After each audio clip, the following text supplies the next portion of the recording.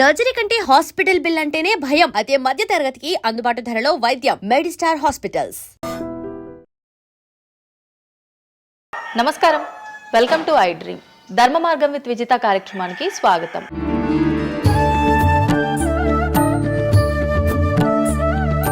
ప్రస్తుతం మనతో పాటు ఉన్నారు ప్రముఖ జ్యోతిష్యులు వేణుస్వామి గారు. ఇప్పుడు వారితో మాట్లాడి మరిన్ని విషయాలు తెలుసుకుందాం. ముఖ్యంగా మనకెన్నో సందేహాలు ఉంటూ ఉంటాయి, వాటి గురించి అడిగి తెలుసుకునే ప్రయత్నం చేద్దాం. నమస్కారం అండి. నమస్తే తల్లి. ఓం నమో వెంకటేశాయ. వెంకటాద్రి సంస్థానం బ్రహ్మాండే నాసికించిన వెంకటేశ సమోదేవో నా భూతో నా భవిష్యతి. సో రాబోతున్నటువంటి సంవత్సరం పేరు కూడా చాలా చాలా చాలా కాంట్రవర్షియల్ నేమ్, పరాభవనామ సంవత్సరము. పరాభవము అంటే ఓటమి, అవమానముతో కూడిన ఓటమి అని అర్థం. పరాభవము, దుర్యోధనుడికి మయసభలో జరిగినది పరాభవము. సో అలాంటి పరాభవము ఎవరికి జరుగుతుంది అంటే, ఎవరి జాతకంలోనైతే ఏలినాటి శని ఉందో, 6వ స్థానంలో శని ఉన్నాడో, 8వ స్థానంలో శని ఉన్నాడో, 12వ స్థానంలో గురువు ఉన్నాడో వాళ్లకు ఈ సంవత్సరం సంచలనాలు ఉండబోతా ఉన్నాయి. అది మేషరాశి కావచ్చు, మీనరాశి కావచ్చు, సింహరాశి కావచ్చు. సో ఇలాంటి వారికి ఈ సంవత్సరం పెను సంచలనాలు ఉండేటువంటి అవకాశాలు ప్రస్ఫుటంగా కనిపిస్తూ ఉన్నాయి. సో ఇది ఓవరాల్గా సంవత్సర ఫలితము. ఇక 12 రాశులకు సంబంధించి ముందుగా మేషరాశి కనుక తీసుకున్నట్లయితే, మేషరాశికి ఈ సంవత్సరము ఏలినాటి శని నడుస్తూ ఉంది. సో ఏలినాటి శని ఒక పక్క గురువు బాగాలేడు, ఒక పక్క రాహు బాగాలేడు, ఒక పక్క కేతు బాగాలేడు. సో ఇలాంటి సందర్భంలో పెను సంచలనాలకు కారణభూతమయ్యేటువంటి అవకాశం ఉంది. సో విద్యార్థులకు ఉత్తీర్ణత శాతం తగ్గుతుంది, కోరుకున్న ప్లేస్మెంట్స్ రావు, వీసా రిజెక్ట్ అయ్యే అవకాశం ఉంది. ఉద్యోగస్తులకు పై అధికారుల వల్ల సమస్యలు ఉంటాయి, ప్రమోషన్లు ఆగిపోతాయి. సో బదిలీలు చాలా దూరంగా బదిలీలు అయ్యే అవకాశం కనిపిస్తూ ఉంది. రాజకీయ నాయకులకు ఫెయిల్యూర్స్ కనిపిస్తూ ఉన్నాయి, ఉన్న పదవులు కోల్పోయే అవకాశం కనిపిస్తుంది, ఎన్నికలలో ఓటమి కనిపిస్తూ ఉంది. రైతులకు మొదటి పంట కంటే రెండవ పంట బాగుండే అవకాశం ఉంది. కళాకారులకు, క్రీడాకారులకు అవకాశాలు తగ్గిపోయి ఆదాయం తగ్గిపోయే అవకాశం ఉంది. స్త్రీలకు సంబంధించి భర్తల మధ్యన గొడవలయ్యే అవకాశం ఉంది. అలాగే వ్యాపారస్తులకు, బ్యూరోక్రాట్లకు ఈ సంవత్సరం ఏసీబీ, సిబిఐ, సిఐడి లాంటి కేసులు లేదా ఈడీ కేసులు కనిపిస్తూ ఉన్నాయి. ఈ సంవత్సరం ఓవరాల్గా మేషరాశి వాళ్ళని తీసుకుంటే న్యాయపరమైన ఇబ్బందులు, ఆర్థికపరమైన ఇబ్బందులు, ఆరోగ్యపరమైన ఇబ్బందులు, తండ్రికి సంబంధించిన అపమృత్యు గండము, అలాగే న్యాయపరమైన చిక్కులు, వాహన ప్రమాదాలు, భార్యాభర్తల మధ్యన గొడవలు, ఇవన్నీ మేషరాశి వారికి కనిపిస్తూ ఉన్నాయి. మరి ఏం చేసుకోవాలా అంటే, తిరునల్లా శనీశ్వర ఆలయంలో ప్రత్యేకమైన శని పూజ నిర్వహించుకోవడంతో పాటు నలుపు రంగు దుస్తులకు దూరంగా ఉండడము, నలుపు చెప్పులు, నలుపు వాహనాలకు దూరంగా ఉండడము, లెదర్ వస్తువులకు దూరంగా ఉండడము, నలుపు లెదర్ వస్తువులకు దూరంగా ఉండడం వల్ల సమస్యల నుండి గట్టెక్కుతారు. ఏడాదంతా వీటికి దూరంగా ఉండాలి.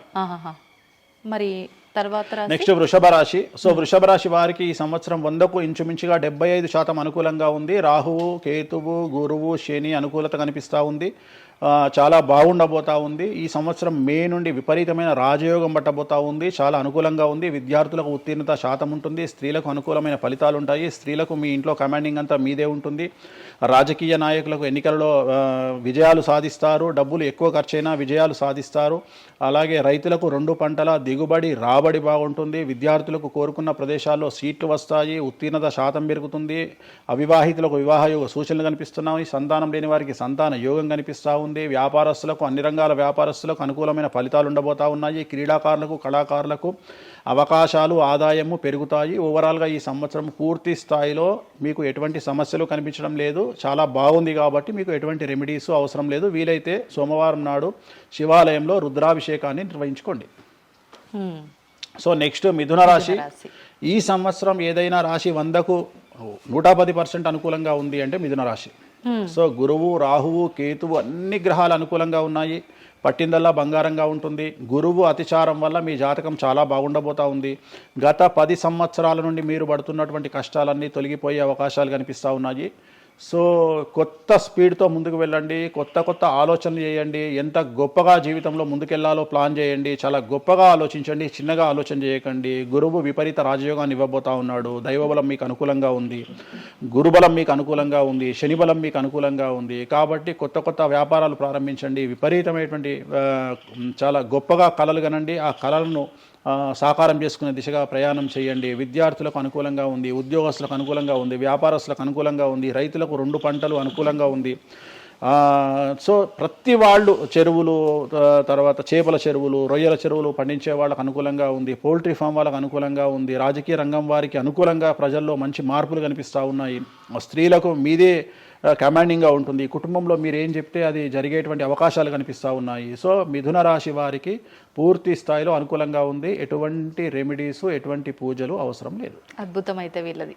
నెక్స్ట్ కర్కాటక రాశి. సో నెక్స్ట్ కర్కాటక రాశి. సో కర్కాటక రాశి వారికి కూడా ఇంచుమించు 90% అనుకూలంగా ఉంది. కాకపోతే ఇక్కడ ఉన్న సమస్య ఏంటి అంటే మే వరకు 2026 మే వరకు కొద్దిగా వీళ్ళకు గురువు 12వ ఇంట్లో ఉన్నాడు కాబట్టి కాళ్ళు చేతులు విరిగే అవకాశం ఉంది, దెబ్బలు తగిలించుకునే అవకాశం కనిపిస్తూ ఉంది. జాగ్రత్తగా ఉండండి. సాధ్యమైనంత వరకు yellow colour, lemon yellow colour దుస్తులు ధరించే ప్రయత్నం చేయండి. చాలా అనుకూలంగా ఉండబోతూ ఉంది. రాజకీయ రంగంలో ఉండే వాళ్లకు విపరీతమైనటువంటి విజయాలు సిద్ధిస్తాయి. జనాల్లో అనుకూలమైన వాతావరణం ఉంటుంది. వ్యాపారస్తులకు విశేషించి అనుకూలంగా ఉంటుంది. విద్యార్థులకు అనుకూలంగా ఉంటుంది. అలాగే రైతులకు అనుకూలంగా ఉంటుంది. కళాకారులకు, క్రీడాకారులకు మరీ అనుకూలంగా ఉంటుంది. కాకపోతే ఓవరాల్గా కర్కాటక రాశి వారికి ఈ సంవత్సరం కొద్దిగా శత్రువుల యొక్క బెడద ఒక 10% కనిపిస్తూ ఉంది. కానీ శత్రువులను పట్టించుకోకండి. శని బలం వల్ల వాళ్ళు ఎంత ప్రయత్నాలు చేసినా, రాహు బలం వల్ల వాళ్ళు ఎంత ప్రయత్నాలు చేసినా మిమ్మల్ని ఎవరు ఏమీ చేయలేరు. సో మీరు చేయాల్సింది ప్రతి గురువారం నాడు లెమన్ ఎల్లో దుస్తులు ధరించే ప్రయత్నం చేయండి. అలాగే శ్రీకాళహస్తిలో గురు దక్షిణామూర్తి వద్ద గురువారం నాడు గురుహోరలో గురువుకు అంటే దక్షిణామూర్తికి అష్టోత్తర పూజ చేయించుకోండి. అలాగే పసుపు రంగు పువ్వు ఏదైనా ఉంటే అక్కడ నుండి తెచ్చుకొని ఇంట్లో పెట్టుకోండి. మీకు అనుకూలమైన ఫలితాలు ఉంటాయి. అంటే శని వీళ్ళకి ఫేవర్గా ఉన్నాడా? అంటే శని వీళ్ళకి చాలా ఫేవర్గా ఉన్నాడు. రాహు ఫేవర్గా ఉన్నాడు. కేతు ఫేవర్గా ఉన్నాడు. మే నుండి గురువు కూడా ఫేవర్గా ఉంటాడు. అది ఉన్న చిన్న చిన్న ఇబ్బందులకు కూడా ఏమైనా దానాలు అలాంటివి అదే మనం చెప్పినాం. ఎందుకు గురువు లెమన్ ఎల్లో కలర్ గురువుకు దక్షిణామూర్తి సరిపోతుంది. ఇంకా అవసరం లేదు, దానాలు అవసరం లేదు. మరి తదుపరి రాశి. సో నెక్స్ట్ సింహరాశి. సింహరాశికి ఈ సంవత్సరం అష్టమ శని నడుస్తూ ఉంది.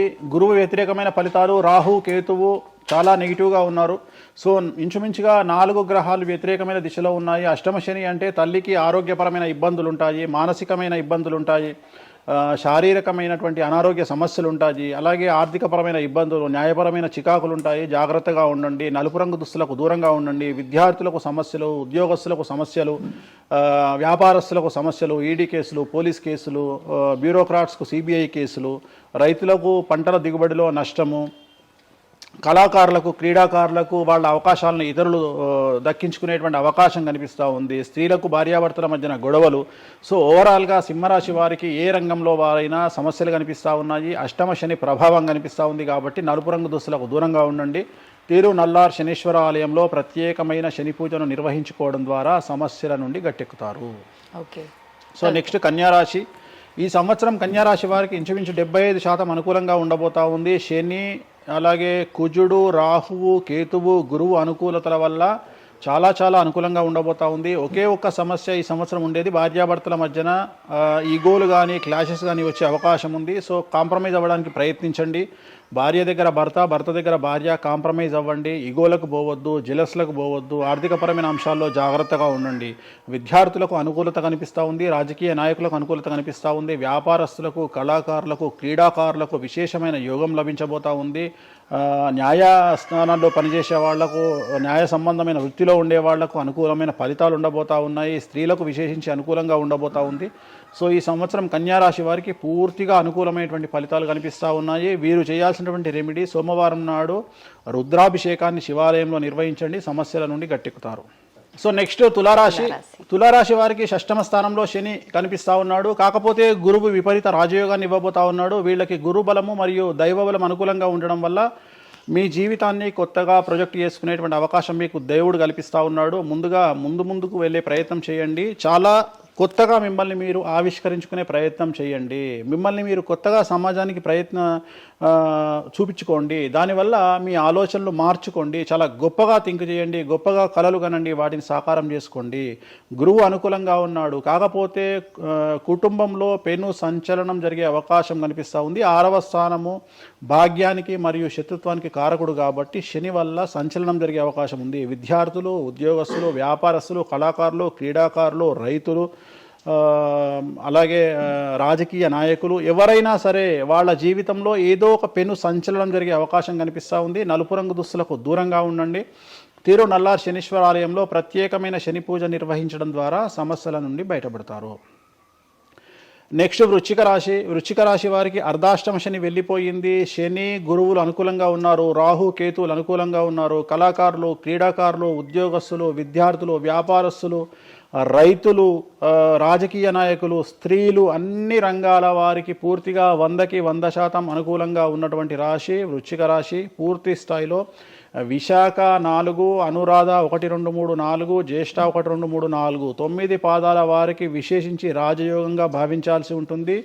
మే వరకు విపరీత రాజయోగం కనిపిస్తూ ఉంది. మే తదుపరి కూడా అనుకూలమైన ఫలితాలను పొందుతారు. కాబట్టి వీరికి ఎటువంటి రెమెడీసు, ఎటువంటి పూజలు అవసరం లేదు. చాలా గొప్పగా కళలు కనండి, మీకు ఉన్నటువంటి కళలను సాకారం చేసుకోండి, మీకు ఎటువంటి రెమెడీస్ కూడా అవసరం లేదు. నెక్స్ట్ ధనుసు రాశి. ధనుసు రాశి వారికి అర్ధాష్టమ శని నడుస్తూ ఉంది. అర్ధాష్టమ శని అనేటువంటిది డబ్బులను అధికంగా ఇచ్చి ఆ డబ్బుల ద్వారా సమస్యలు తెచ్చేటువంటి ఒక పరిస్థితి. అంటే డబ్బులు లేకపోతేనే సమస్యలు అంటారా? డబ్బులు ఉంటే కూడా సమస్యలు. డబ్బులు ఉన్నప్పుడు వాటిని మనం ఖర్చు చేసే విధానంలో సమస్యలు, వాటిని మనం ఎలా సమాజంలో ఖర్చు పెట్టబోతున్నామనే సమస్యలు ఏర్పడేటువంటి అవకాశం ఉంది. కాబట్టి మీరు ఇన్వెస్ట్మెంట్ చేయడంలో కానీ, అప్పులు ఇవ్వడంలో కానీ, ఎవరికైనా అప్పులు ఇవ్వడంలో కానీ, చిట్టీలు వేయడంలో కానీ, సహాయం చేయబోయేటప్పుడు కానీ జాగ్రత్తలు తీసుకోండి. ఎటువంటి పరిస్థితుల్లోనూ డబ్బులు ఎవరికి ఇవ్వవద్దు. సో ధనుస్సు రాశి వారికి డబ్బు పరంగా సమస్యలు ఏర్పడే అవకాశం ఉంది. రాక డబ్బులు వచ్చినాయి కాబట్టి తీసుకెళ్ళి వేరే వాళ్ళకి ఇచ్చి మోసపోయే అవకాశాలు కనిపిస్తూ ఉన్నాయి. ఈ ఒక్క విషయంలో ధనుసు రాశి వాళ్ళు జాగ్రత్తలు తీసుకుంటే విద్యార్థులకు, ఉద్యోగస్తులకు, కళాకారులకు, క్రీడాకారులకు, రాజకీయ నాయకులకు, స్త్రీలకు, వ్యాపారస్తులకు, రైతులకు, అన్ని రంగాల వారికి ఈ సంవత్సరం అనుకూలంగా ఉంటుంది. ఓన్లీ మీరు చేయాల్సిన రెమెడీ నలుపు రంగు దుస్తులకు దూరంగా ఉండండి. తిరునల్లార్ శనీశ్వర ఆలయంలో ప్రత్యేకమైన శని పూజ నిర్వహించడం ద్వారా సమస్యల నుండి గట్టెక్కుతారు. నెక్స్ట్ మకర రాశి. మకర రాశి వారికి ఈ సంవత్సరం చాలా అనుకూలంగా ఉంది. ఈ సంవత్సరం అండర్లైన్ చేయాల్సిన విషయం ఏమిటంటే మకర రాశి వారికి భార్యాభర్తల మధ్యన గ్యాప్ ఏర్పడేటువంటి అవకాశం ఉంది. గొడవలు వచ్చే అవకాశం ఉంది. ఈగోస్ వల్ల కానీ వేటి వల్ల అయినా సమస్యలు వచ్చే అవకాశం ఉంది. అది కాకుండా విద్యార్థులకు అనుకూలతలు ఉంటాయి, ఉద్యోగస్తులకు అనుకూలతలు ఉంటాయి, రైతులకు 2 పంటల దిగుబడి రాబడి ఉంటుంది. అలాగే రాజకీయ నాయకులకు సమాజంలో మంచి పేరు ప్రఖ్యాతులతో పాటు పదవులు సిద్ధిస్తాయి. రైతులకు 2 పంటల దిగుబడి రాబడి ఉంటుంది. వ్యాపారస్తులకు రూపాయికి 100 రూపాయల లాభం ఉంటుంది. స్త్రీలకు కోరుకున్నటువంటి ఫలితాలు ఉంటాయి. అన్ని రంగాల వారికి అనుకూలమైన ఫలితాలు మకర రాశి వారికి ఉండబోతా ఉన్నాయి. వీరు సోమవారం నాడు శివాలయంలో రుద్రాభిషేకం నిర్వహించుకున్నట్లయితే సమస్యల నుండి గట్టెక్కుతారు. సో నెక్స్ట్ కుంభరాశి. కుంభరాశి వారికి ఏలినాడు శని చివరి అంకంలో ఉంది. చాలా సమస్యలు కనిపించబోతా ఉన్నాయి. కుటుంబంలో ఎవరిని తీసుకున్నా విద్యార్థులు, ఉద్యోగస్తులు, వ్యాపారస్తులు, కళాకారులు, క్రీడాకారులు, రాజకీయ నాయకులు, స్త్రీలు, ఉద్యోగస్తులు, బ్యూరోక్రాట్లు అందరికీ సమస్యలు ఉన్నాయి. వాహన ప్రమాదాలు, పోలీస్ కేసులు, కోర్టు కేసులు, ఆరోగ్యపరమైన ఇబ్బందులు, మానసికమైన ఇబ్బందులు, స్త్రీలకైతే థైరాయిడ్ సమస్యలు, పీసీఓడి సమస్యలు, గర్భసంచికి సంబంధించిన సమస్యలు, మానసికమైన ఇబ్బందులు బాధించే అవకాశం కనిపిస్తూ ఉంది. జాగ్రత్తగా ఉండండి. నలుపు రంగు దుస్తులకు దూరంగా ఉండండి. శనివార నియమాన్ని పాటించండి. సప్త శనివార వ్రతాన్ని పాటించండి. సప్త శనివార వ్రతం అంటే శనివారం నాడు శ్రీ వెంకటేశ్వర స్వామి వారికి సంబంధించినటువంటి వ్రతము. ఇది పుస్తకం మీకు మార్కెట్లో దొరుకుతుంది. తీసుకొచ్చుకొని 7 వారాల పాటు 7 శనివారాల పాటు చేయండి. సమస్యల నుండి గట్టెక్కుతారు. ఇక చివరిది, లాస్ట్ది అనేటువంటిది మీనరాశి. మీనరాశి వారికి ఈ సంవత్సరం జన్మశని నడుస్తూ ఉంది. జన్మశని చాలా డేంజరస్గా ఉండబోతూ ఉంది. ఏ రంగంలో ఉండే వారికైనా ఈ సంవత్సరం సమస్యలు తప్పవు. ఆర్థికంగా, సామాజికంగా, న్యాయపరంగా, ఆరోగ్యపరంగా, వాహన ప్రమాదాలు అవ్వచ్చు, ఆర్థికపరమైన నష్టాలు అవ్వచ్చు, పోలీస్ కేసులు అవ్వచ్చు, ఇంట్లో తల్లిదండ్రులు ఒకళ్లకు ప్రాణగండాలు అవ్వచ్చు, భార్యాభర్తల మధ్యన గొడవలు అవ్వచ్చు. మరీ ముఖ్యంగా ఈ సంవత్సరం మీనరాశి జాతకులు ఉండేటువంటి ఇళ్లలో మగవాళ్లకు సంపాదన లేకుండా ఖాళీగా ఉండడం వల్ల ఆడవాళ్లు మాత్రమే సంపాదించి, ఆడవాళ్ల ఉద్యోగంతో డబ్బులు సంపాదించి, ఆడవాళ్ల అంటే భార్యల మీదనో, ఆడవాళ్ల కూతుళ్ళ మీదనో, తల్లి మీదనో బ్రతికేటువంటి పరిస్థితి మగవాళ్లకు ఉండే అవకాశం ఉంది. కాబట్టి ఈగోలను చంపుకోండి. సో ఆడవారి మీద బ్రతకడానికి సిద్ధపడండి, కష్టపడండి, మానసికంగా సంసిద్ధులుగా ఉండండి. అంటే అలాంటి ఒక కండిషన్ ఈ సంవత్సరం ఉండబోతా ఉంది. ఈ ఒక్క సంవత్సరాన్ని కనుక మీరు దాటగలిగితే మీ జీవితంలో మంచి మంచి మంచి పొజిషన్లకు వెళ్తారు. సో నలుపు రంగు దుస్తులకు దూరంగా ఉండండి. రాత్రిపూట ప్రయాణాలు చేయకండి. వాహన ప్రమాదాలు జరిగే అవకాశం కనిపిస్తూ ఉంది. జన సమూహం ఉన్నటువంటి ప్రాంతాలకు వెళ్ళకండి.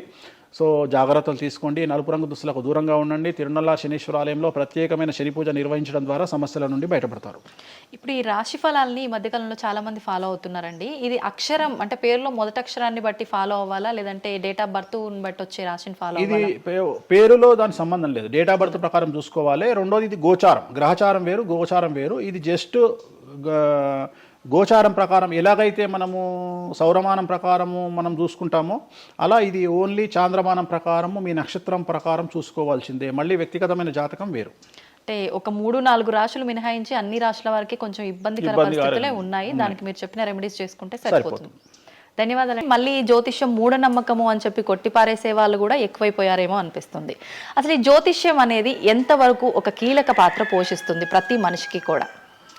సో జ్యోతిషం అనేది నువ్వు చెప్పినట్టుగా ప్రతి మనిషికి ఒక ఫేసు 2 ఫేసులు ఉంటాయి, కానీ కొంతమందికి చాలా ఫేసెస్ ఉంటాయి.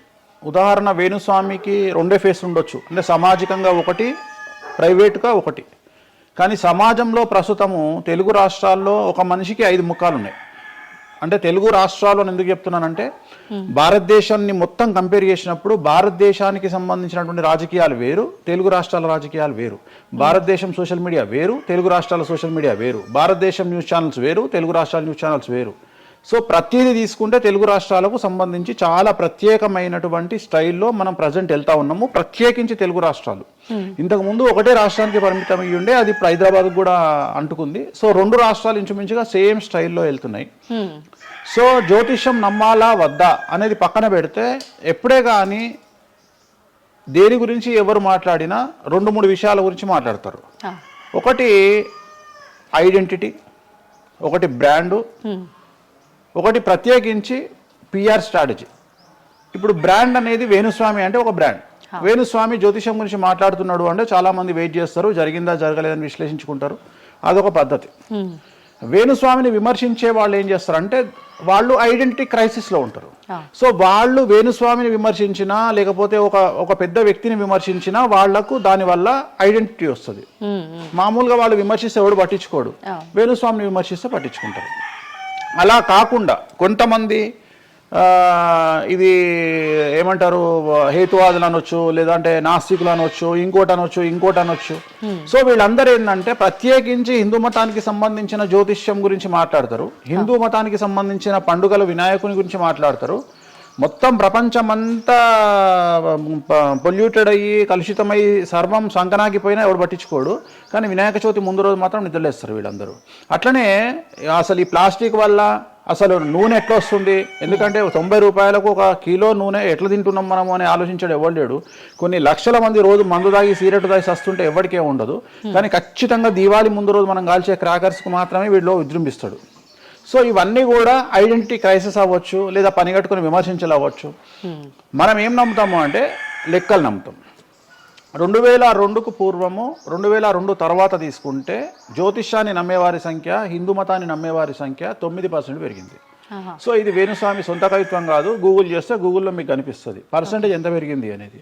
సో ఎప్పుడే కానీ గుర్తుంచుకోవాల్సింది ఏంటి అంటే మనము సైంటిఫిక్గా సైన్స్ పరంగా మనం ఎంత ముందుకెళ్తామో మన జనరేషన్ ఆల్ఫా జనరేషన్లు ఎంత ఫాస్ట్గా వస్తాయో ఎట్ ది సేమ్ టైము దేవుళ్ళ మీద నమ్మకాలు కూడా అదే పరిస్థితులలో ఉంటాయి. కాకపోతే ఇక్కడ ఏంటి అంటే ఒకటి ఎక్స్ప్రెసివ్ అవ్వచ్చు, ఎక్స్ప్రెసివ్ కాకపోవచ్చు. ఎందుకు పెరిగాయి అంటారు ఈ పర్సంటేజ్ మీరు అన్నట్లుగా? అంటే ఖచ్చితంగా కష్టాల ప్రాబ్లం. అంటే ఇక్కడ కష్టాల కంటే కూడా కాంపిటీషన్ అని చెప్తాను నేను.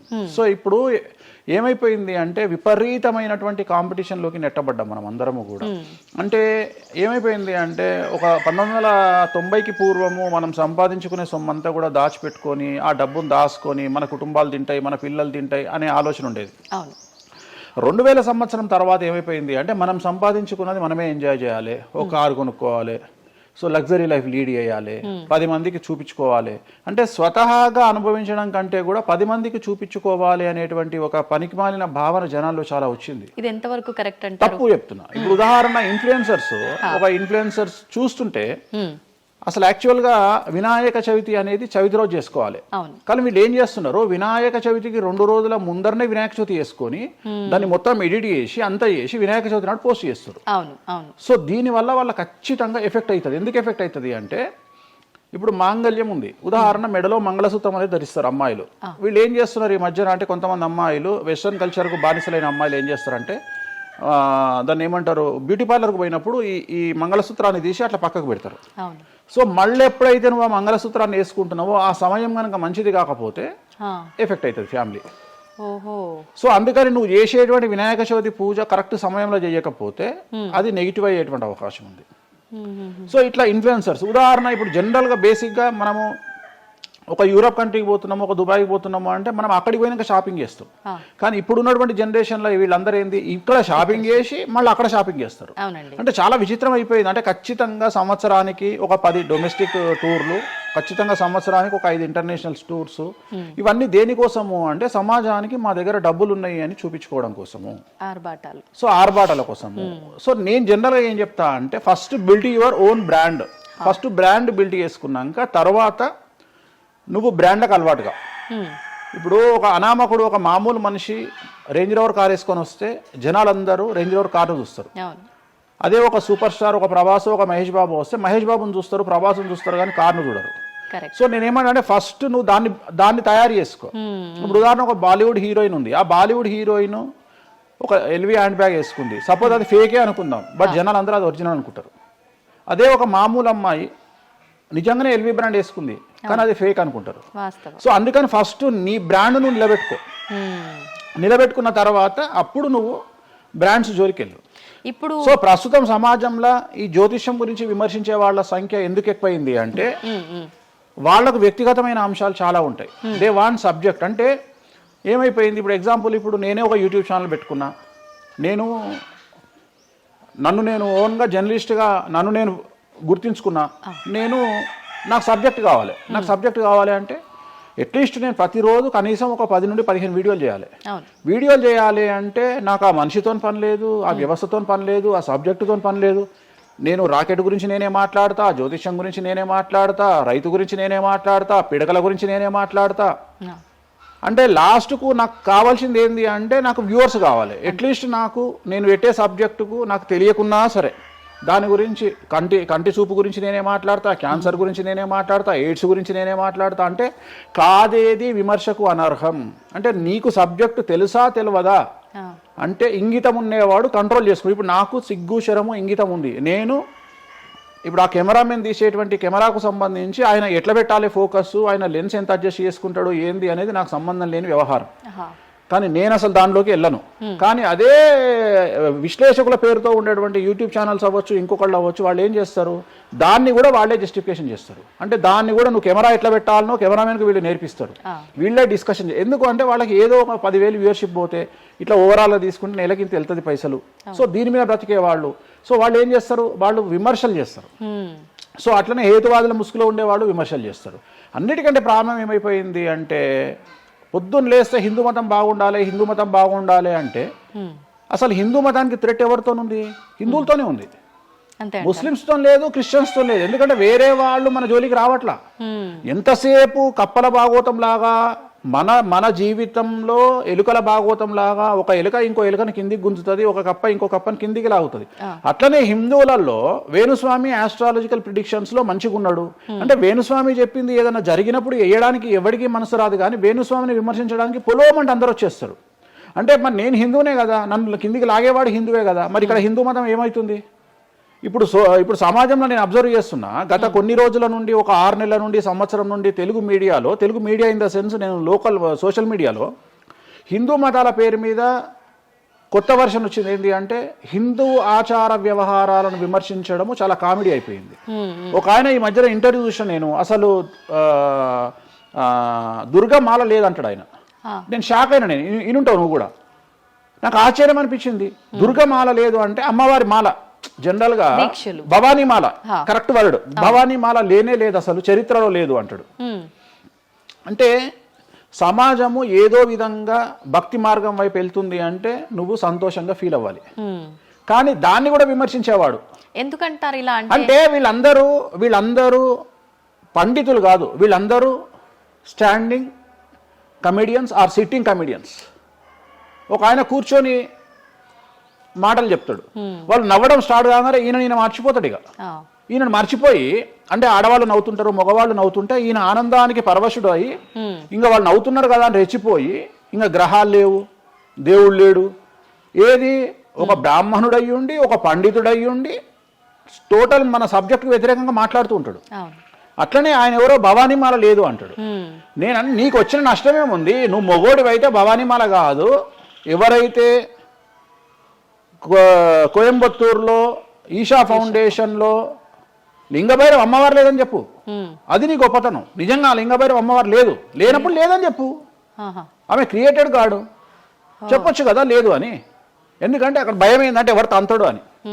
వీళ్ళ భయం అంటే ఏంటంటే ఎక్కడైతే ఎవడు వీళ్ళకి అడ్డు రాడో అక్కడికి వస్తారు. వీళ్ళకి ఒరిజినల్ సబ్జెక్ట్ మాట్లాడే దమ్ము లేదు. సో ఇదంతా ఎంత చేసినా నేను అల్టిమేట్గా చెప్పేది ఏంటంటే, జ్యోతిష్యానికి వ్యక్తిగతంగా నా దగ్గరకు వచ్చేవాళ్ళు నాకు జనాలకు చెప్పారుగా. ఇప్పుడు నేను ఒక మాట చెప్తా, ఇప్పుడు సీక్రెట్ మెయింటైన్ చేయాలనుకుంటారు ప్రతి ఒక్కరు, ప్రైవసీ మెయింటైన్ చేయాలనుకుంటారు. మామూలుగా హాస్పిటల్కి పోతేనే ఇవాళ ప్రైవసీ మెయింటైన్ చేయాలనుకుంటున్నారు. అది అట్లీస్ట్ తలకాయనొప్పికి పోయినా వాళ్ళు దే వాంట్ ప్రైవసీ. అంటే కారు డైరెక్ట్గా B1కి వెళ్ళిపోతుంది, పైకి వెళ్ళిపోతారు, డాక్టర్ని కలుస్తారు, వస్తారు. అట్లాంటిది వేణుస్వామి దగ్గరకు వచ్చి నేను ఎందుకు చెప్పాలనుకుంటున్నా, లేదంటే నేను ప్రజలకి చెప్పాలనుకుంటున్నా అనుకోరు కదా. ఎవరో ఒకళ్ళు వేణుస్వామి దగ్గరికి వెళ్ళినప్పుడు కొన్నిసార్లు కొన్ని వీడియోలు తీసినప్పుడు 100 మందిలో ఒక వీడియో తీసినప్పుడు ఆ వీడియో పోస్ట్ చేస్తాము. దానివల్ల నా దగ్గరకు వచ్చినట్టు తెలుస్తుంది. కానీ 99% నా దగ్గరకు వచ్చినట్టు తెలియదు.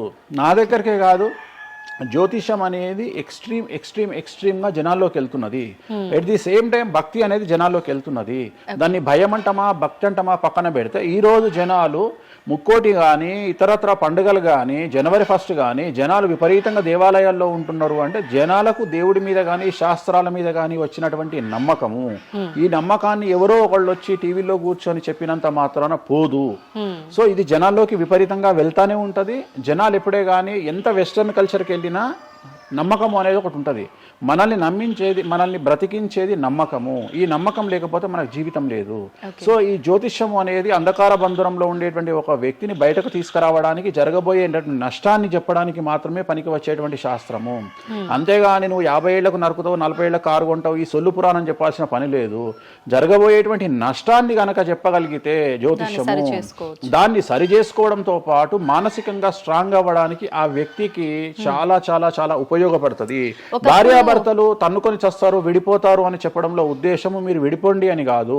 భార్యాభర్తల్లో అట్లీస్ట్ జనరేషన్ బట్టి ఈ రోజు భర్త అనేవాడు కాంప్రమైజ్ అయ్యి భార్య తిట్టినా పడి ఉంటాడు అని ఇక్కడ ఉద్దేశము. అంటే ఒకప్పుడు భార్యకు భర్తకు పెళ్లికి కనీసం 10 సంవత్సరాల గ్యాప్ ఉండేది. ఎందుకు అంటే భార్య అనే అమ్మాయి చిన్నపిల్లగా ఉంటే భర్త అనేవాడు ఒక కూతుర్ని చూసుకుంటాడు అనే ఉద్దేశంతో ఆ పెళ్లిళ్ళు చేసేవాళ్ళు. ఇవాళ ఏం చేస్తున్నారు, ఇద్దరికి 6 నెలలు తేడా ఉండదు. సో ఇద్దరు టెంపర్మెంట్ లో వెళ్తారు, ఇద్దరు గొడవలు పడతారు. సో ఈ కండిషన్ లో వాళ్ళిద్దరు విడిపోయేటువంటి తత్వం వైపు వెళ్తారు. కాబట్టి మొదలే మీ జాతకాలు బాగాలేవు, మీకు విడిపోయే అవకాశం ఉంది అంటే మిమ్మల్ని విడిపోమని చెప్పడం కాదు. ఇక్కడ మీరు జాగ్రత్తగా ఉండండి, కాంప్రమైజ్ కండి, ఈగోస్ పక్కన పెట్టండి, మీ పొసెసివ్నెస్ను పక్కన పెట్టండి. సో ఆర్థికపరమైనటువంటి అంశాల్లో క్యాలిక్యులేటెడ్గా ఉండండి, తన్నుకొని చావకండి, విడిపోకండి అని మొదలే వాళ్ళని హెచ్చరించడం అనేటువంటిది దీంట్లో భాగము. కానీ ఇవాళ ఏమంటున్నారు, శుభమా అంటూ పెళ్లి చేసుకుంటే విడిపోమని చెప్తున్నాడు వేణుస్వామి అంటే దాన్ని శుభమా అని చెప్పరు నాయన. ప్రతి ఒక్కళ్ళకి అదే చెప్తున్నారు. ఆ మాతకు వస్తే మీరు పొద్దున్న లేస్తే 100 పెళ్లిలలో 80 పెళ్లిళ్ళు డివోర్స్ అవుతున్నాయి. మరి దీని మీద మీరే కదా డిబేట్ పెడతారు. సో ఇదంతా ఏంటంటే ఒక వ్యక్తిని విమర్శించాలనుకున్నప్పుడు వాళ్ళు ఏదైనా తీసుకురావచ్చు. దాన్ని రామ అంటే దాన్ని చిన్న పదాలు మారిస్తే ఆ రామ అనేది ఒక బ్యాడ్ వర్డ్ అవుతుంది. సో దాన్ని ఎట్లంటే అట్లా చేసుకొని పోవచ్చు. కానీ ప్రస్తుతం దేశ కాలమాన పరిస్థితులలో జ్యోతిష్యం కానీ శాస్త్రాలు కానీ దైవత్వం కానీ తగ్గేదే లేదు, ముందుకెళ్తానే ఉంది. ఇప్పుడు ఒక మనిషి జననం దగ్గర నుంచి చనిపోయే వరకు జాతకం అనేది కొన్ని సందర్భాల్లో మాత్రమే చూడాలి అని చెప్పి ఒకప్పటి కాలంలో చెప్పేవారట. కానీ ఇప్పుడు మాత్రం పుట్టిన దగ్గర నుంచి ఎప్పుడు ఏ చిన్న సమస్య వచ్చినా జాతకం చూపించుకోవడము, అసలు ఇది మన సాంప్రదాయంలో లేనే లేదు అంటున్నారు. ఇది ఎంతవరకు వాస్తవం? నేను లాస్ట్ ఇయర్ ఒక హీరోకు ఒక బిడ్డ పుడితే నేను చెప్పినప్పుడు చాలా మంది మేధావులు వచ్చి నన్ను విమర్శించారు. చిన్న పాపకు జాతకం చెప్తారా ఎవడన్నా అని. నీకు తెలిసే ఉంటే కృష్ణదేవరాయల ఆస్థానం కానీ ఇతర రాజులు పెద్ద పెద్ద రాజుల ఆస్థానంలో కానీ ఆస్థాన సిద్ధాంతి అని ఉండేవాడు. వాళ్ళు ఏం చేసేవాళ్ళు అంటే రాణికి కూతురు పుట్టిన కొడుకు పుట్టిన వాళ్ళు వచ్చి మొత్తం లైఫ్కు సంబంధించిన జాతకాన్ని రాసేవాళ్ళు. పుట్టడంతోనే అసలు ఈ పుట్టిన రోజే రాసేవాళ్ళు. వీళ్ళు ఏమైతారు, ఈయన జీవితంలో ఏమైతాడు, దొంగ అవుతాడా, మంచోడు అవుతాడా, రాజు అవుతాడా, లంగ అవుతాడా, క్రికెటర్ అవుతాడా అంటే ఆ దేశకాలం మన ప్రశ్న బట్టి అప్పుడు. సో దాన్ని ఇప్పుడు కన్వర్షన్ చేసుకుంటే ఇప్పుడు మేము రాసే జాతకంలో ఇప్పుడు వీడు ఇంజనీర్ అవుతాడా, డాక్టర్ అవుతాడా, ఎంటర్ప్రెన్యూర్ అవుతాడా, ఉద్యోగస్తుడు అవుతాడా. సో ఇవన్నీ అంచనా వేగ ఒక మనిషి పుట్టినప్పటి నుండి లగ్నాన్ని బేస్ చేసుకొని 1వ నెంబరు అంటే లగ్నము, నుండి 12వ నెంబరు అంటే వ్యయము. 1 నుండి 12 గడులను కనుక తీసుకొని రాస్తే ఆ మనిషి ఎప్పుడు పుట్టి ఏమేం చేస్తాడు, ఎప్పుడు చనిపోతాడు అనేది వెరీ క్లియర్గా మెన్షన్ చేయవచ్చు. సో ప్రతి రోజు జాతకాన్ని వేసుకోవచ్చు, ప్రతి నెల జాతకాన్ని వేసుకోవచ్చు. గోచారము గ్రహచారము అని 2 ఉంటాయి. గోచారము అంటే ప్రస్తుతం జరిగేటువంటి గ్రహాల యొక్క గమనం ఏ విధంగా ఉంది అని తెలియజేసేది గోచారము. గ్రహచారము అంటే పుట్టినప్పుడు దాన్ని బేస్ చేసుకొని రాసేది గ్రహచారము.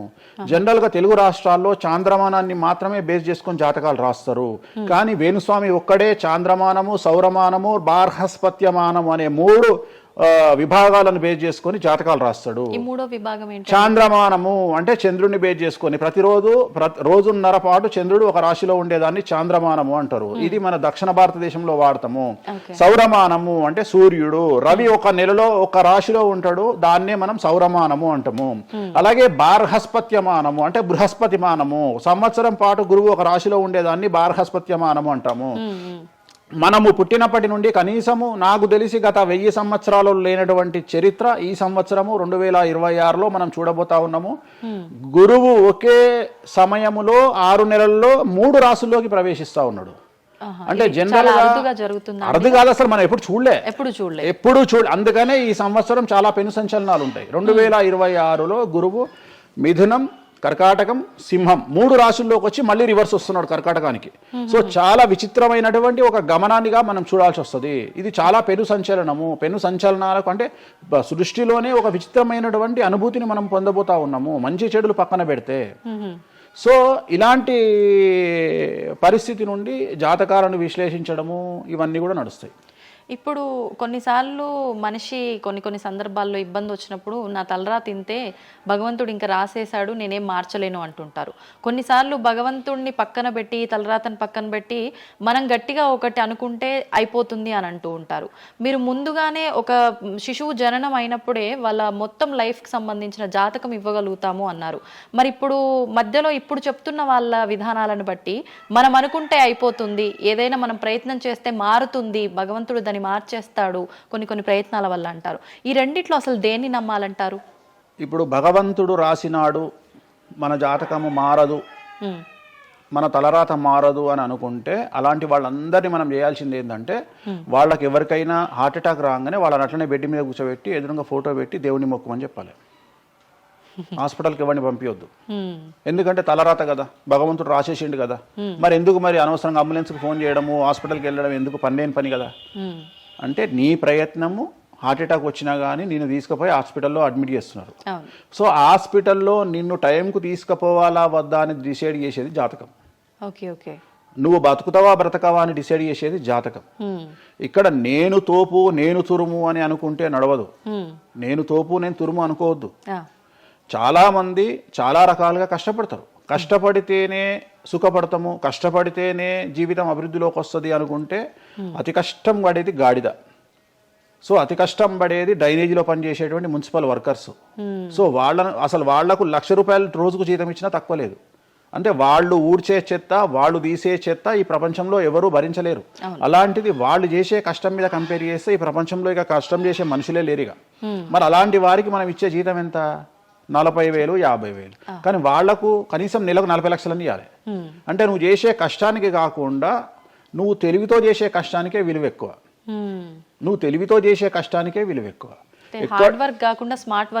ఎగ్జాక్ట్లీ, స్మార్ట్ వర్క్ నమ్ముకోవాలి. సో రెండవది, నేను కష్టపడితే అసలు రానే రాదు. నువ్వు కష్టపడడం కాదు, నువ్వు తెలివిగా కష్టపడు, కసిగా కష్టపడు. సో అందరికంటే భిన్నంగా ముందుకెళ్ళు. సో దీంట్లో లోకులు నీ మీద రాళ్లు వేస్తారు, దీంట్లో లోకులు నిన్ను సమాజంలో టార్గెట్ చేస్తారు. So there is no development in comfortable zone. నువ్వు కంఫర్టబుల్ జోన్ దాటిన తర్వాతనే నీ జీవితంలో నీ కష్టాలు అనేవి స్టార్ట్ అవుతాయి. ఆ కష్టాలు స్టార్ట్ అయిన తర్వాత అభివృద్ధి అనేది ఏర్పడుతుంది. సో నువ్వు ఉద్యోగానికి అలవాటు అయినవు అంటే జీవితంలో నువ్వు ఉద్యోగంలోనే ఉండిపోతావు. నువ్వు రిస్క్ తీసుకొని సంవత్సరం పాటు ఖాళీగా కూర్చోవడానికి ట్రై చేసి నువ్వేదో వ్యాపారం చేసుకోనో ఇంకేదో చేసుకోనో ముందుకు రావడానికి ప్రయత్నం చేస్తే అప్పుడు నువ్వు తోపైతావు. సో ఇక్కడ నువ్వు ఎంత టార్గెట్ చేసినావు జీవితంలో, ఎంత డబ్బు సంపాదిస్తున్నావు అనే దాని మీద నువ్వు తీసుకునే రిస్క్ ఆధారపడి ఉంటుంది. నువ్వు తీసుకునే రిస్క్ను బేస్ చేసుకుని నీ లైఫ్లో డెవలప్మెంట్ అనేది ఆధారపడి ఉంటుంది. అంతేగాని నేను నార్మల్గానే ఉంటా, నాకు డబ్బులు రావాలి అంటే రావు. ఎట్ ది సేమ్ టైము నాకు జ్యోతిష్యము అనేటువంటిది ఎలాంటిది అంటే, డాక్టర్ దగ్గరికి పోయినప్పుడు బ్లైండ్గా కాలో చెయ్యో ఇరిగింది, కాలో చెయ్యో ఇరిగినప్పుడు డాక్టర్ దగ్గరికి పోయినావు, డాక్టర్ ఏమంటాడు, ఫస్ట్ ఎక్స్రే తీసుకొని రా అంటాడు. అదే జ్యోతిష్యం. ఆ ఎక్స్రే అనేదే నీ లగ్నం, ఎక్స్రే అనేదే నీ కుండలి. సో నువ్వు తీసుకున్న ఎక్స్రే, నువ్వు ఎట్లయితే డాక్టర్ దగ్గరికి పోయినప్పుడు ఎక్స్రే ఎట్లయితే పనిచేస్తుందో, నీ కష్టం వచ్చినప్పుడు నిన్ను కష్టాల నుండి బయటికి తీసుకురావడానికి జ్యోతిష్యం అనేది ఎక్స్రే లాగా ఉపయోగపడుతుంది.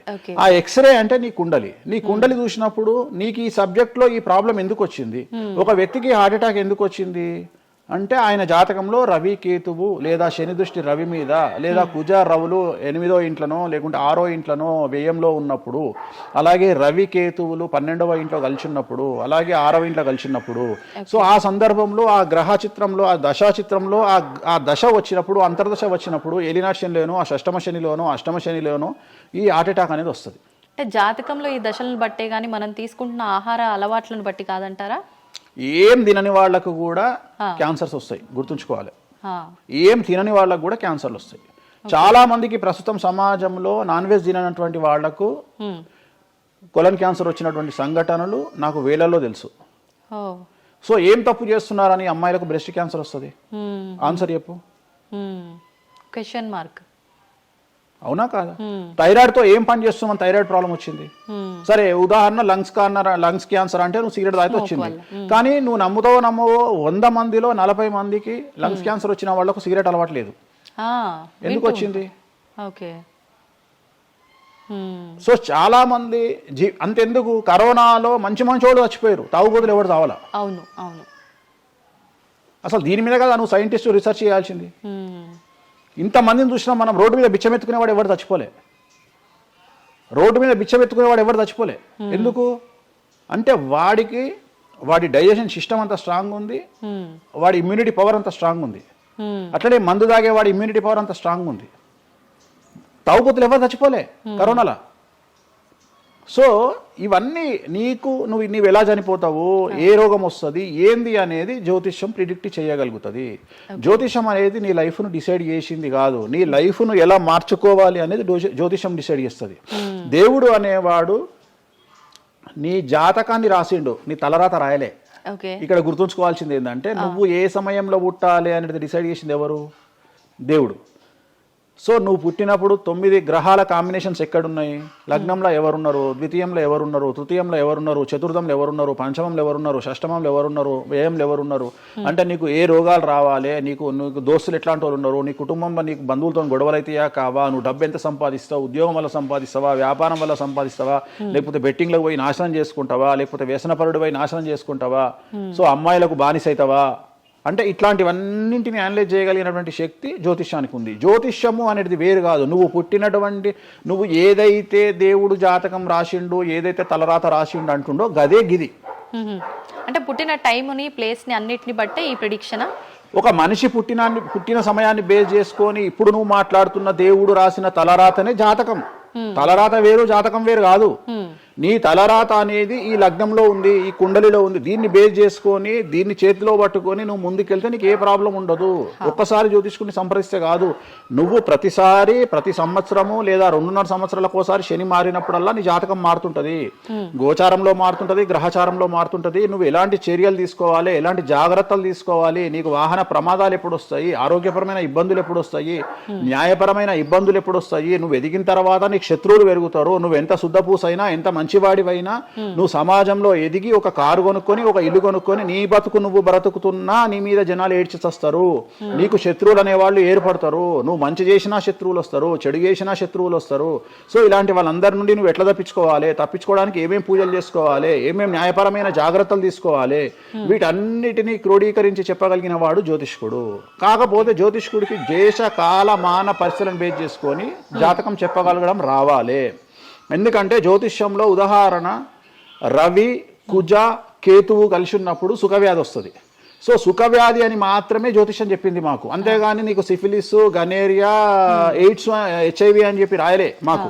మాకు అక్కడ రాసింది ఏం రాసిండు, నీకు సుఖవ్యాధి వస్తుంది. కాకపోతే దేశకాలమాన పరిస్థితులను బట్టి ఏ ఏ వ్యాధులు వస్తున్నాయో దాన్ని అంచనా వేయగలిగిన శక్తి జ్యోతిష్కుడికి ఉండాలి. ఇప్పుడు కూడా నువ్వు ఇంజనీరింగ్ చేస్తున్నావు అంటే ఇంజనీరింగ్ ఇంకో 2 ఏళ్ళు అయితే పోతుంది. సో కొత్త ఏదో వస్తుంది, స్టడీస్ వస్తాయి. సో మనం మారుతా ఉండాలి, మనం అప్డేట్ అవుతా ఉండాలి.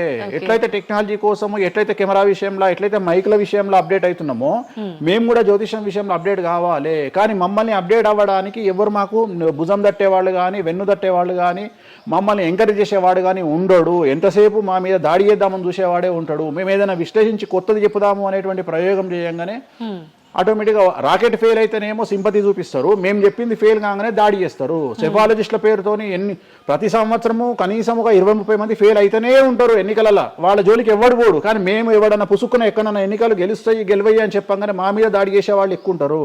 సో మాకు కూడా ఎంకరేజ్మెంట్ చేస్తే మేము సైన్స్ను ఎప్పుడో పండబెట్టగలిగిన శక్తి మాకు ఉన్నది, జ్యోతిష్కులకు లేక కాదు. కాకపోతే మమ్మల్ని ఎవడు వెన్నుదడతాడు, మా గురించి ఎవడు మాట్లాడతాడు? మా గురించి మెచ్చుకునేది పర్సనల్గా వ్యక్తిగతమైనటువంటి టర్మినాలజీలో మాతో మాట్లాడేవాళ్ళు మెచ్చుకుంటారు తప్ప సమాజం మమ్మల్ని చూసే దృష్టి వేరు. ఎంతసేపు మా దాంట్లోనే మాకుండదు. మా దాంట్లో యాచకా శత్రువు అంటే బిచ్చపోనికి బిచ్చపోరు శత్రువు అని మా దాంట్లో మాకే తన్నులాట. కామాఖ్యకు పోయి బలుడిచ్చి పూజలు చేసుకునేటువంటి జ్యోతిష్కుడు హైదరాబాద్కు వచ్చి అక్కడ బలులే లేవని చెప్తాడు ఒక జ్యోతిష్కుడు. సో ఇట్లా ఎందుకు చెప్తున్నారు అంటే వాళ్ళ కర్మ మనం ఏం చేయలేము. సో ఓవరాల్గా జ్యోతిషం అనేది ఏదైనా చరిత్ర సృష్టించగలుగుతుంది. జ్యోతిషము అంటే మనిషి యొక్క తలరాతనే జ్యోతిషం. ఇప్పుడు మీరు చెప్పిన దాన్ని బట్టి అంతా మనం పుట్టిన టైము ప్లేస్ని బట్టే డిసైడ్ అవుతుంది ఈ ప్రెడిక్షన్ అంతా. అంటే న్యాచురల్గా బర్త్ జరిగితే ఓకే, కానీ ఇప్పుడు అన్ని ముహూర్తాలు పెట్టుకొని టైము అన్ని చూసి చేస్తున్నారు కదా, మరి ఇటువంటి వారికి జాతకం ప్రెడిక్షన్ కరెక్ట్ ఉంటుందా? ఆ ముహూర్తం పెట్టాలి అనేటువంటి టైమింగ్ కూడా ఆయన డిసైడ్ చేస్తాడు, దేవుడే. ప్రతిదీ మనం తోపులం అనుకుంటాం, నేను ఓన్గా ఆలోచిస్తున్నా అనుకుంటాడు. ఓకే, అది ఆల్రెడీ డిసైడెడే. నీ మనసులో ఆ భావం రావడానికి, నీ మనసులో ఆ ముహూర్తం పెట్టించుకోవాలి అని అనుకోవడానికి కర్త కర్మక్రియనే భగవంతుడు. మరి ఇది పెళ్లిళ్ళ విషయంలో ఎందుకు వర్తించదు? పెట్టుడు ముహూర్తాల్లో పెళ్లిళ్ళు వద్దు, అదంత సఖ్యతతో ఉండరు భార్యాభర్తలు అంటారు కదా. అసలు ముహూర్తం మంచిదైతే ఎందుకు విడిపోతున్నారు అని ఇప్పుడు కొంతమంది మేధావులు అడుగుతారు. ఫస్ట్ నేను చెప్పే పాయింట్ ఏంటంటే, నీ జాతకాలే కలవకపోతే నువ్వు ఎంత మంచి ముహూర్తంలో చేసుకుంటే ఉంది. నీ జాతకాలు బాగుంటే, మీ జాతకాలు కలిస్తే నువ్వు అష్టమి నాడు పెళ్లి చేసుకున్నా, అమావాస్య నాడు పెళ్లి చేసుకున్నా ఏమీ కాదు. రైట్? సో నేను మాట్లాడే విషయం ఏంటంటే, నీ అబ్బాయి అమ్మాయి జాతకాలు బాగా కుదిరినప్పుడు వాళ్ళ లైఫ్ ఎక్కడో ఉంటుంది. చాలామంది there is calculated love, calculated relation. అమ్మాయి ఏమనుకుంటుంది, నేను నెలకు 1,50,000 సంపాదిస్తున్నా, నాకు ఖచ్చితంగా 2 లక్షలు సంపాదించే అబ్బాయి కావాలి అనుకుంటుంది. కానీ నన్ను జీవితంలో బాగా చూసుకునే అబ్బాయి కావాలి, నేను కాంప్రమైజ్ అవుతా, నీకు 1,00,000 వస్తుందా, నేను 1,50,000 సంపాదిస్తా, ఇద్దరం కలిసి 2.5 లక్షలతో బతుకుతాము అని ఏ అమ్మాయి అనుకోదు. సో ప్రతి ఒక్కడి క్యాలిక్యులేషన్ ఇదే. అలాగే అబ్బాయి ఏమనుకుంటాడు, నాకు 2 లక్షలు వస్తుంది కానీ నాకు చాలా అందమైన అమ్మాయి కావాలి అనుకుంటాడు. సో ఇక్కడ ఉన్న డిమాండ్కు తగ్గట్టు సప్లై లేదా. సో అప్పుడు ప్రాబ్లం ఏమవుతుంది, ఫైటింగ్. అప్పుడు ఏమవుతుంది అంటే కాంప్రమైజ్ అనేది స్టార్ట్ అవుతుంది. అంటే జ్యోతిష్యుడు జాతకాలు బాగాలేవు అని చెప్పినా ఇనే పరిస్థితులలో వీళ్ళు ఉండరు. రెండవది, జ్యోతిష్కులు కూడా ఏం చేస్తారంటే సాధ్యమైనంత వరకు ముక్కుసూటిగా ఆన్సర్ చెప్పకుండా, కుజదోషం ఉంది, 7వ ఇంట్లో కుజుడున్నాడు, 7వ ఇంట్లో శని కుజులు కలిసి ఉన్నారు, సో చాలా ప్రాబ్లం అవుతుంది. లేదా 7వ ఇంట్లో చంద్రుడు కుజుడు కలిసి ఉన్నారు, సో పిల్లవాడి తల్లి వల్ల సమస్యలు వస్తాయి, లేదా పిల్ల తల్లి వల్ల సమస్యలు వస్తాయి అని వీడు డైరెక్ట్గా అమ్మాయికో అబ్బాయికో చెప్పడు. లేదు మీ ఇద్దరికి సంతాన యోగం లేదు అని చెప్పడు. ఉదాహరణ 9:5 అయింది, ఇద్దరిది అమ్మాయిది అబ్బాయిది, సంతాన యోగం ఉండదు, షష్టాష్టకాలు అయినాయి. వీడు ఏమంటాడు, షష్టాష్టకాలలో శుభ షష్టాష్టకాలు అంటాడు. అంటే విషయంలో మంచి విషయం ఉంటుందా? ఉండదు కదా. శుభ షష్టాష్టకాలు ఎక్కడి నుండి వచ్చినాయి? నువ్వు చెప్పేదే విషం అంటున్నావు, విషం అనుకుంటూ మంచి విషయం అంటున్నావు మళ్ళా. సో మంచి విషయం ఎక్కడ నుండి ఉంటుంది? ఉండదు. విషం వేసుకుంటే చస్తాడు. అట్లనే షష్టాష్టకాలు అంటే ప్రాబ్లం స్టార్ట్ అవుతుంది. అట్లనే 9:5, ఏకనాడి, వర్ణదోషము, యోని దోషము, ఇట్లా చాలా రకాల దోషాలు ఉంటాయి. సో ఈ దోషాలను ఏం చేస్తారంటే, ఈ దోషాలను ఎదుటి వ్యక్తికి నిజాయితీగా చెప్పడం మానేసి సాధ్యమైనంత వరకు వీళ్ళు పెళ్లి చేసుకోవాలి అనే ఇంటెన్షనల్ గా పాజిటివ్ వేలో వెళ్తాడు. రెండవది ఏంటంటే, ఆల్రెడీ వీళ్ళు ఏం చేస్తారు, మేము ఇద్దరం ఫిక్స్ అయినాము, మేము పెళ్లి చేసుకుంటాము అని డిసైడ్ చేసుకొని వస్తారు అక్కడికి. అప్పుడు వాడు ఇవన్నీ చెప్పి వాళ్ళ మనసును విరగొడతాడా? విరగొట్టాడు. జనరల్గా ప్రపంచంలో ఏ అమ్మాయి తండ్రి కానీ ఏ అబ్బాయి తండ్రి కానీ తన బిడ్డనో తన కూతురో తన అల్లుడో నాశనం కావాలి అని కోరుకోరు. కానీ చెప్పగలిగినటువంటి పరిస్థితుల్లో ఎవరు ఉండాలి? జ్యోతిష్కుడు ఉండాలి. సో అది నేను చేస్తున్న ప్రస్తుతం కలియుగంలో. వేరే వాళ్ళు ఎవరు చేయట్లేదు ఆ విధంగా. ఎందుకంటే రేపు పొద్దున కలిసి ఉండకపోతే 2 కుటుంబాలు బాధపడతాయి, సమాజంలో చెడ్డ పేరు వస్తుంది, వీళ్ళ లైఫ్ స్పాయిల్ అయిపోతుంది. సో అందుకని నేను చాలా జాగ్రత్తగా మొదలే డిసైడ్ చేసి నీకు ఈ ప్రాబ్లం ఉందిరా బాబు, నువ్వు జాతకాలు నీకు కలవలేదు, వివాహం చేసుకోకు అని చెప్తా. వీళ్ళ జాతకాలు బాగా లేకున్నా తీసుకుపోయి మంచి ముహూర్తం చూసుకొని పెళ్లి చేసుకుంటే ఆ ముహూర్తం వీళ్లను సఫలీకృతులను చెయ్యదు. నీ జాతకం బాగుండాలి. అట్లనే నువ్వు ఏ టైంలో పుట్టాలనో డిసైడ్ చేసుకున్నా అని నువ్వు అనుకొని సిజేరియన్ పెట్టుకుంటావు, కానీ ఆ టైంలో నువ్వు నక్షత్రమే చూస్తావేమో కానీ 6వ ఇంట్లో ఉండే గ్రహాలు 12వ ఇంట్లో గ్రహాలు డిసైడ్ చేయగలిగింది భగవంతుడు. ఆ టైంలో ఒకవేళ వ్యయస్థానంలో గ్రహాలున్నా 6వ స్థానంలో గ్రహాలున్నా జాతకం అంతా కింద మీద అవుతుంది. ఒకవేళ కుజుడు ఉండే స్థానాన్ని బట్టి, చంద్రుడు బుధుడు ఉండే స్థానాన్ని బట్టి జాతకాలు కరెక్ట్గా డిసైడ్ చేయకపోతే ఆటిజంతో మగపిల్లలు పుడతారు. సో ఇన్ని సమస్యలు ఉంటాయి. సో చాలా ఈజీగా సిజేరియన్ ఆపరేషన్ చేసుకోగానే పిల్లలు మంచిగా పుడతారు అని కాదు అక్కడ. ఎందుకంటే నువ్వు పిల్లలు మంచిగా పుట్టాలి లేదు అనేది డిసైడ్ చేయడానికి it will take 3 to 4 hours. కానీ 3 to 4 minutes లో జ్యోతిష్కుడు డిసైడ్ చేస్తుంది. అది తప్పు. ఓకే, ధన్యవాదాలండి, చాలా చక్కగా వివరించారు. ఓం నమో వెంకటేశాయ.